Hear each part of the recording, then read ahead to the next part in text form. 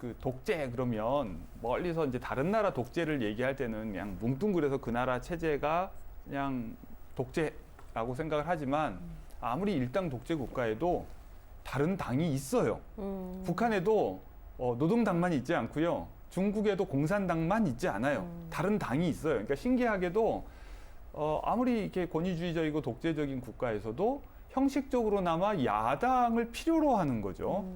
그래야 뭔가 민주적 외피를 네. 쓸 수가 있으니까. 그런데 형식적으로만. 이제 형식적으로. 예. 근데 그 형식을 넘어서 실질적으로 뭔가를 하려고 그러면 이제 불편해지는 거죠. 그러니까 사람들은 참 재밌는 게 내가 군림하기 위해서도 복종할 사람이 필요하고 내가 잔소리를 하기 위해서도 들어줄 사람이 필요해요. 그 사람들이 다 사라지고 나면 자기가 이제 군림할 수가 없으니까.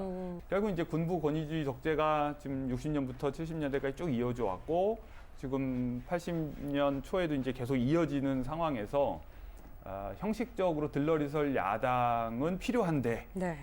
고분고분하지 않은 이 김대중을 그렇죠. 어떻게 하면 길들일 수 있을까 하는데 이제 쉽지 않은 거죠.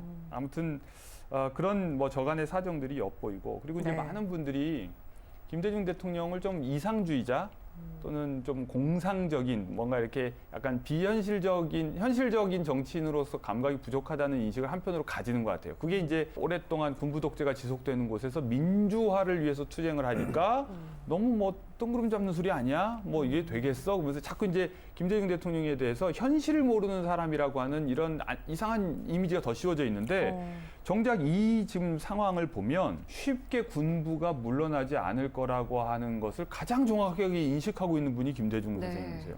오히려 다른 분들은 벌써 들뜬 거죠.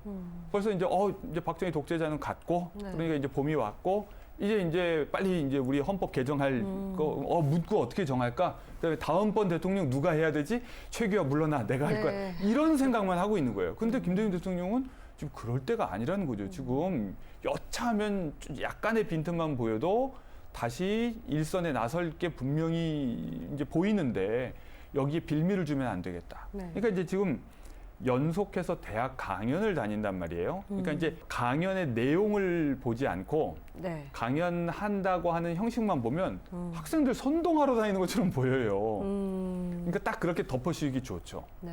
근데 이제 정작 강연의 내용을 들어보면 학생들을 자꾸 만류하고 있는 거예요. 뭐냐면 학생들이야 젊고 패기 넘치고 막 지금 끌어오르는 거 아니에요. 그리고 이제 70년대 내내 유신 독재 시절에 이제 눌려왔었잖아요. 뭐 치마도 짧게 못 입게 해, 장발도 못하게 해, 뭐 통금해, 뭐 무슨 표현도 제대로 못하게 해, 책도 제대로 못 읽게 해, 온갖 금지가 많았잖아요. 그러니까 네. 이제 그게 풀렸으니까 청년들이야말로 얼마나 뭔가 하고 싶은 걸 이제 막 분출하고 싶겠죠. 그런데 빌미를 주면 그것이 오히려 군부의 개입의 명분이 되기 때문에 또 계속해서 김대중 대통령은 뭔가를 자중할 것을 요구하시는 거죠. 그러니까 그렇게 보면 지극히 권력의 속성을 잘 알고 계시고 네. 현실 파악을 누구보다도 잘하고 계시고 국제 정세에 밝고 군부의 속성도 잘 알고 계시는데 정작 주변은 그렇지 않았다는 거. 이거 너무 좀 안타깝다. 그러니까 이 잘못된 이미지를 네. 좀 바로잡는 것 굉장히 필요한 일이라는 생각이 들었습니다. 그렇습니다. 예. 그리고 또 이제 지금 함께 이제 70년대 내내 같이 이제 반독재 투쟁을 해왔던 네. 말하자면 빵제비 동료들 네. 정말로 모든 것을 포기하면서 헌신적으로 민주화를 위해서 이제 투쟁해온 사람들이 지금 말하자면 동지인데 네. 이 사람들과 함께 풀려나면 함께 풀려나야 되고 또 같이 갇힐 때는 함께 그 안에 있는 게 자기가 이제 영광이라고 생각하셨을 정도로 굉장히 끈끈한 이제 동지의식으로 이제 묶여 있잖아요. 네. 그런데 이제 기성 정치권은 본인도 한때는 이제 신민당 대표까지 했고 대통령 후보까지 지냈던 그 당이 선별적으로 이제 사람을 받아들이려고 하는 거죠. 근데 이게 이제 또 참 안타까운 현실 정치의 논리지 않습니까? 왜냐면 김대중 한 사람이 돌아오는 거야 뭐 반대할 명분이 없지만 갑자기 그렇게 해서 제야에서 함께 운동하던 사람들이 대거 입당을 하게 되면 당 내의 세력 관계가 변하는 거예요. 그런데 이제 이 사람들이 훨씬 더 선명하게 투쟁을 했기 때문에 국민들로부터 훨씬 더 신망이 있을 수 있죠. 그러니까 기존에 이제 정당에서 또는 의회에서 네. 약간은 타협적으로 이제 버텨왔던 이 분들도 뭐 힘들지 않은 건 아니었겠지만 이 주도권 싸움이라는 게 이제 참 무시 못하는 그런 이제 현실 정치 논리죠. 그러다 보니까 뭔가 이렇게 좀 분리해서 김대중 대통령만 이제 받아들이려고 했는데 김대중 대통령은 차라리 내가 입당하지 않겠다. 그러니까 이런 결단도 사실 쉽지 않았을 것 같아요. 그러니까 그러다 보니까 이제 그 이후에도 계속해서 이어지는 이 대통령이 되시기까지의 과정이라고 하는 것이 기존 정당에 함께 하기도 했지만 또 결국은 독자적으로 정당을 만들기도 하시고 이게 이제 반복되는 이런 안타까운 현실 아닌가 싶습니다. 네, 그렇습니다. 근데 이제 김대중 대통령께서 정말 탁월하신 것은요. 어떤 상대에게 억지를 이렇게 이야기하는 것이 아니라 굉장히 합리적이고 절차적이고 그리고 상대가 서로 그 합의에 이를 만한 내용을 가지고 제시를 하죠.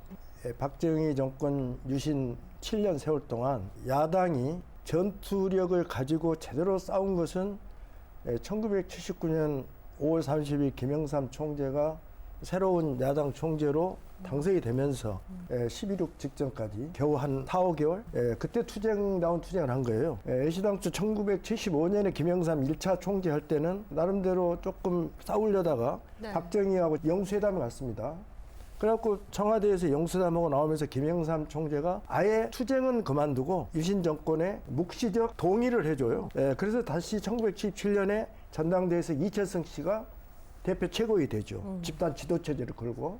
근데 거기서 이제 이철성 씨는 중도 통합론을 가지고 또 박정희 유신 체제에 순응해 버립니다. 그것을 간과하지 못한 김대중 선생께서 김영삼의 1979년 5월 30일 전당대회에서 선명야당 투쟁의 깃발을 든 김영삼을 도와야 되겠다.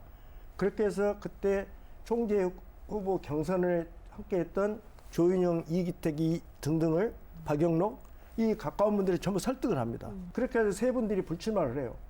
조윤영, 이기택, 박영록. 그러면서 김영삼하고 이철성이 대결해가지고 이철성이 겨우 3표 차로 집니다. 그러니까 만약에 김대중 대통령이 조윤영, 이기택, 박영록 씨를 불출마로 끌어내지 않았다면 김영삼 체제가 1979년 5월 30일에 선명야당을 걸고 출범할 수가 없습니다.